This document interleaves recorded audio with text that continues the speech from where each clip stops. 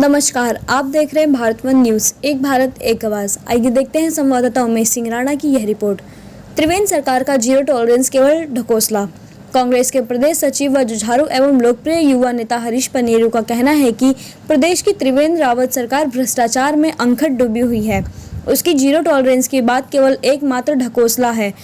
कांग्रेसी नेता श्री पनेरू ने यहाँ किछा में एक प्रेस वार्ता के दौरान कहा कि NH-74 के बड़े घोटालेबाजों को भाजपा सरकार बचाने में लगी हुई है, जबकि इसमें छोटे लोगों को फंसाने का काम किया जा रहा है।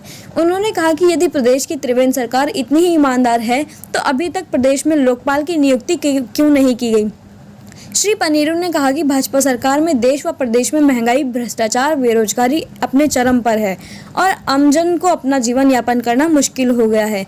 लेकिन भाजपा सरकार आमजन की समस्याओं की पूरी तरह से अनदेखी कर सत्ता की मद में मस्त है। उन्होंने कहा कि जनता भाजपा सरकार से बुरी तरह त्रस्त है और आगामी 2022 के विधानसभा चुनाव में भाजपा को धाराशाही कर कांग्रेस को सत्ता सौंपने का पूरी तरह मन बना चुकी है, क्योंकि जनता को भरोसा है कि केवल कांग्रेस पार्टी ही देश व प्रदेश का विकास कर सकती है और आमजन की समस्याओं को दूर करने में सक्षम है।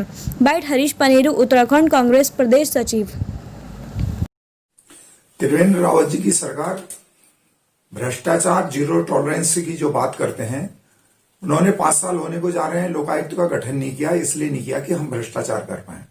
उन्होंने NH-74 का जो कई हजार करोड़ का घोटाला था, उसके जो असली घोटालेबाज हैं वो उनके सरकार के हिस्सा हैं, उनके ऊपर कोई कार्रवाई नहीं करी। वो उनकी आड़ में, सरकार की आड़ में बचे हुए हैं। उसके अलावा जो उत्तराखंड राज्य के अंदर चाहे वो निर्माण कार्यों में हो, उनके विधायक ने, खुद चंपावत के विधायक जी ने कहा कि सरकार सदन में स्थगन प्रस्ताव लाए कि सरकार जो है, जो निविदा ठेकेदार को दी गई है उसमें सरकार की संलिप्तता है।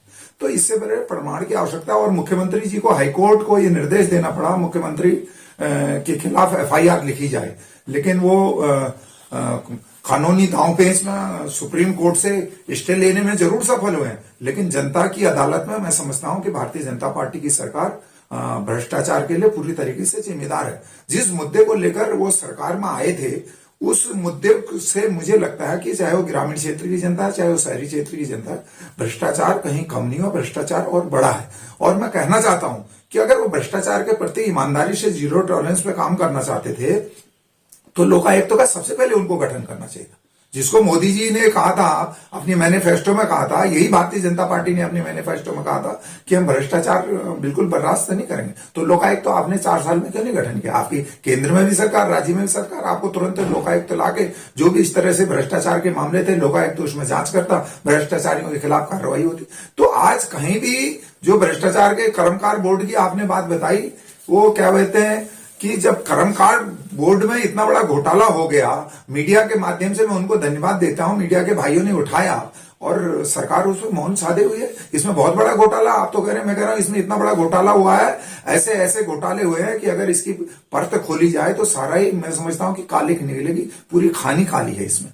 तो सरकार कहीं भ्रष्टाचार के खिलाफ लड़ने में नहीं, विकास पर इनका कोई ध्यान नहीं, हर मोर्चे पर सरकार विफल है। और इस सरकार को विशेष तौर से जो इन्होंने वादा किया था कि उत्तराखंड में हम नौजवानों को लोकल वोकल का नारा दिया था कि स्थानीय लोगों को रोजगार देंगे, आज हर एक आदमी बेरोजगार है, परेशान है, लोग जो है रोजी रोटी को परेशान है। सरकार के पास कोई विजन नहीं है, कोई जो हमारे स्थानीय उद्योग है वो दम तोड़ रहे हैं, लोकल के लोगों को उसमें रोजगार नहीं मिल रहा। तो सरकार हर मोर्चे पर फेल है कि आप लोकायुक्त नहीं लाए, आप NH-74 का जो इतना बड़ा घोटाला हुआ, जो पूरे देश में हुआ, उसमें डबल इंजन की सरकार, उसमें CBI जांच तक की बात सदन में की गई थी, उस मुद्दे को इन्होंने भुला दिया। तो कुछ लोगों को जेल भेजकर, छोटी मछलियों को जेल भेजकर बड़ी मछलियों को बचाने का काम किया। तो इसलिए हम सरकार को कोई ये घेर नहीं, कोई आरोप नहीं लगा रहा हूं, ये उत्तराखंड की जनता और आप मीडिया के भाई जानते हैं कि सरकार ने इस तरह से कई ऐसे काम किए हैं जिसपे भ्रष्टाचार की बू आती है।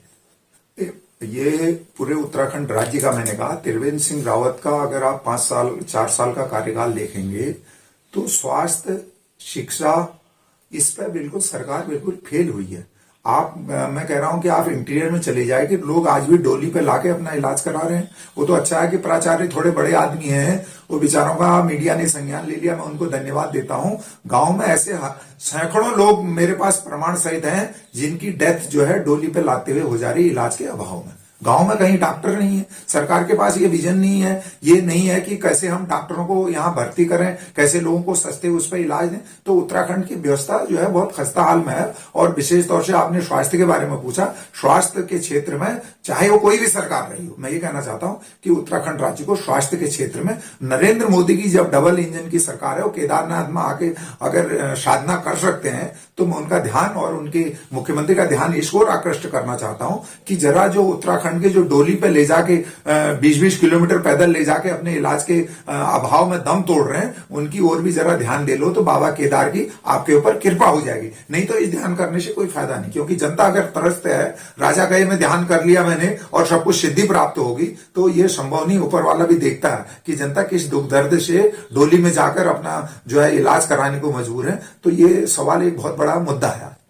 नहीं, फूट देखिए ऐसा होता है, एक घर में जब होते हैं, कोई भाई मीडिया में किसी ने कभी कुछ कह दिया हो तो मैं नहीं कह सकता, लेकिन फूट जैसी कोई बात नहीं। हमारा प्रदेश का जो नेतृत्व है, प्रदेश अध्यक्ष जी के नेतृत्व में, नेता प्रतिपक्ष के नेतृत्व में, पूरे मुख्यमंत्री जी के नेतृत्व में सब एक हैं और बड़ी मजबूती के साथ हम, आपने देखा होगा पिछले दिनों से लगातार 5 साल में, कोरोना काल में आपने देखा होगा हमारे प्रदेश अध्यक्ष जी, नेता प्रतिपक्ष जी तमाम कोरोना क्षेत्रों में ऐसे गए, लोगों ने जनता की सेवा करने का काम किया है। और लोग जो है, उत्तराखंड की जनता जो है कांग्रेस को विकल्प के तौर पर देख रही है। 2022 में निश्चित तौर से मुझे पूरे विश्वास के साथ मैं कहना चाहता हूं कि कांग्रेस को जनता जनादेश देगी और हम सत्ता पर प्राप्त करेंगे। सत्ता प्राप्त इसलिए करेंगे कि लोग जानते हैं कि तिवारी जी के टाइम में इतना बड़ा सिटकुल लगा, ये नरेंद्र तिवारी जी की देन थी। तो हम उस परंपरा को मानने वाले लोग हैं, हम विजन देने वाले, हम काम करने पर विश्वास करते हैं, हम रोजगार देने पर विश्वास करते हैं,